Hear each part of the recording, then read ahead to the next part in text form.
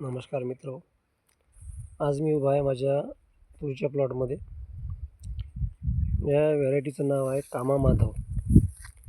कामा माधव नावाची ही तुरीची जात आहे आणि एका शेतकऱ्याकडनं ही आणलेली आहे. आणि आज जवळपास याला पाहिलं तर डिसेंबर महिन्यामध्ये समजा याला चांगली फ्लॉवरिंग स्टेज आहे. यावर्षी जास्त पाऊस असल्यामुळे आपण बघतोय प्रत्येक तुरीचा प्लॉट जे आहे ते लेट झाल्यामुळे सगळं काही वातावरणामुळे चेंज झालं होतं.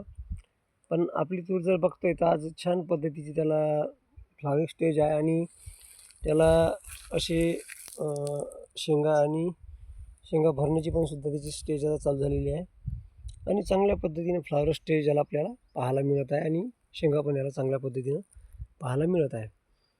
आणि अशा कंडिशनमध्ये याला आपण आता कुठलंही पाणी दिलेलं नाही आहे. याला आतापर्यंत 3 स्प्रे झालेले आहे, दशपर्णी अर्क, निंबोळी अर्क आणि आम्ही घरी तयार केलेला मायक्रोन्यूट्रन्स सप्तधान्य अर्क. आणि आजच्या कंडिशनमध्ये हा माझा 18x18चा म्हणजे 18 फुटावरती लागवड झालेली आहे. याच्यामध्ये बगीचा आहे माझा निंबूचा.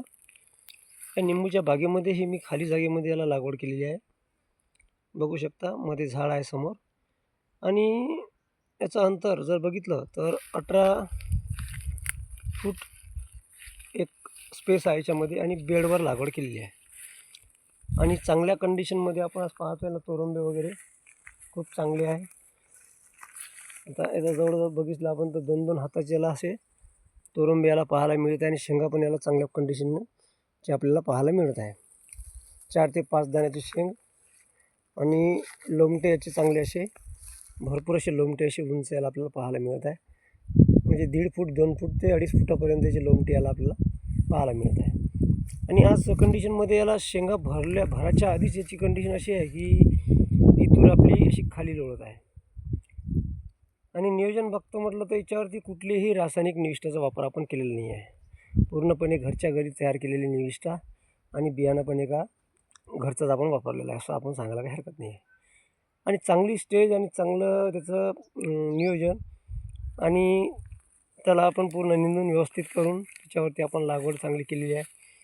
आता याला जवळपास आपण म्हणतो तर याला जवळपास 160 ते 170 दिवस याला झालेले आहे आणि चांगल्या कंडिशनमध्ये आहे. आणि आज याच्यामध्ये आपल्याला स्टेज याची चांगली आहे, फ्लॉवरिंग स्टेज चांगली आहे आणि झाडावरती मालाची संख्या पण चांगली आहे आणि याच्यामध्ये फुलगळती पण याची खूप कमी प्रमाणामध्ये झालेली आहे.